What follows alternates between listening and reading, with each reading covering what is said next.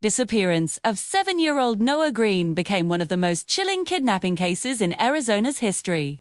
It happened on a sun-blasted Thursday afternoon in the quiet outskirts of Mesa, a place where nothing dramatic ever happened, until Noah vanished without a trace. Noah had stayed late at school for his science club.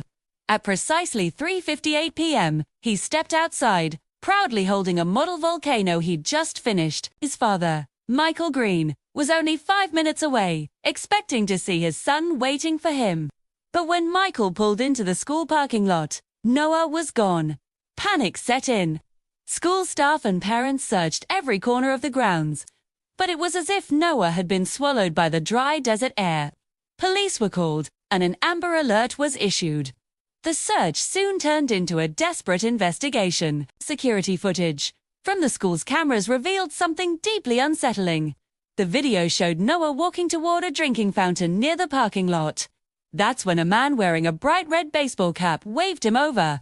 At first glance, the interaction looked harmless, just a friendly adult talking to a child. But when detectives zoomed in on the footage, the truth was horrifying. The man's beard was fake, his eyebrows were crudely drawn on with a marker, and the cap was clearly hiding a partially shaved head. It was a deliberate, almost theatrical disguise. Even more disturbing was Noah's reaction. He didn't hesitate.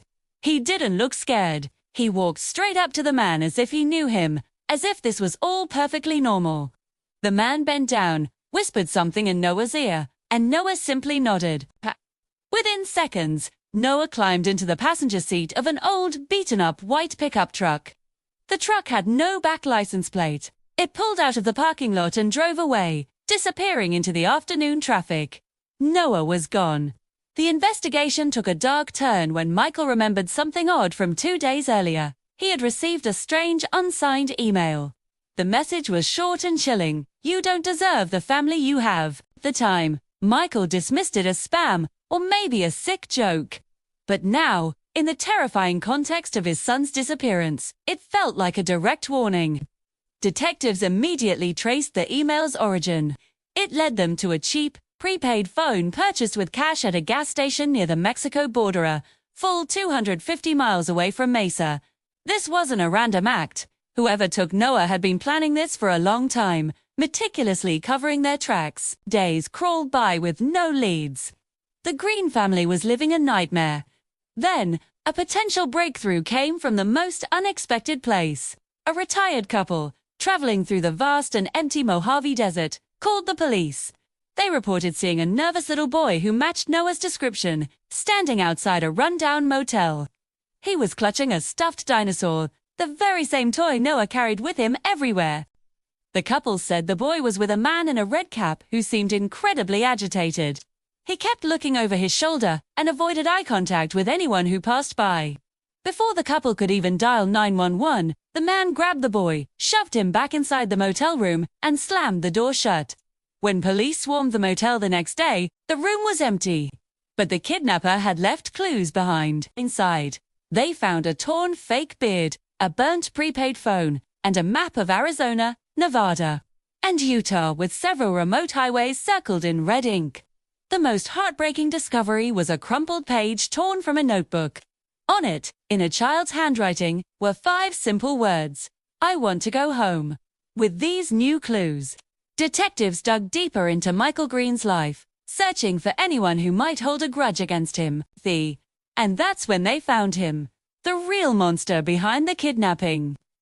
The man in the red cap was identified as Elliot Drake, Michael's former business partner. 3 years earlier, Michael had discovered that Elliot was stealing investor funds. He reported him, which led to Elliot losing his job, his reputation, and eventually, custody of his own son. Elliot blamed Michael for destroying his life, in a twisted act of revenge. He convinced himself that taking Noah would somehow balance the scales and make Michael feel the same pain he had felt. Bank records confirmed their fears. Elliot had withdrawn his entire life savings and sold all of his possessions months before the kidnapping.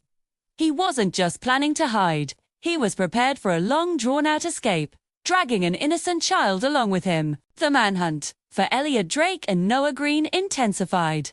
The circled map gave investigators a general search area, but it was massive. covering 3 states of rugged, unforgiving terrain. Just as hope began to fade, another call came in. A rancher near the remote Utah border reported hearing a child crying. The sound was coming from an abandoned storm shelter built under a dried-up canyon. Sheriff's deputies rushed to the location. They approached the shelter quietly, their hearts pounding. From inside, they heard faint, shifting steps, a man's voice whispering harshly, and then a small, trembling plea that cut through the silence. "Please, I want my dad." The deputies broke the lock and burst inside. There, crouched behind a stack of dusty crates, they found Noah dehydrated and covered in dirt, but alive. As the officers scooped him into their arms, they heard frantic footsteps escaping through a hidden back tunnel. Elliot Drake was making a run for it. A drone unit was launched immediately, tracking his desperate sprint across the canyon trail. A deputy on foot tackled him just before he could disappear into the maze of rocks. Elliot fought back, screaming with pure rage, "He stole my life. I was just taking back what I lost." He was arrested on the spot. Later that night, Noah was finally reunited with his father. It was an emotional, tearful reunion that everyone had been praying for. As Michael held his son tight, Noah whispered something that sent a chill down his spine. He kept changing his face, but his voice stayed the same. Elliot Drake was charged with a long list of felonies, including child kidnapping, interstate abduction, and identity concealment. Investigators later commented on his methods, saying, "He didn't just run, he reinvented himself every few miles." Elliot was a chameleon, constantly changing his appearance to evade capture. The case of Noah Green became a national reminder that sometimes the most dangerous disguises aren't worn by strangers in the shadows, but by the people we once knew, the people we once trusted. Thank you so much for watching.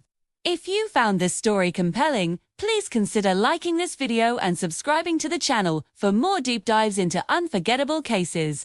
We'll see you in the next one.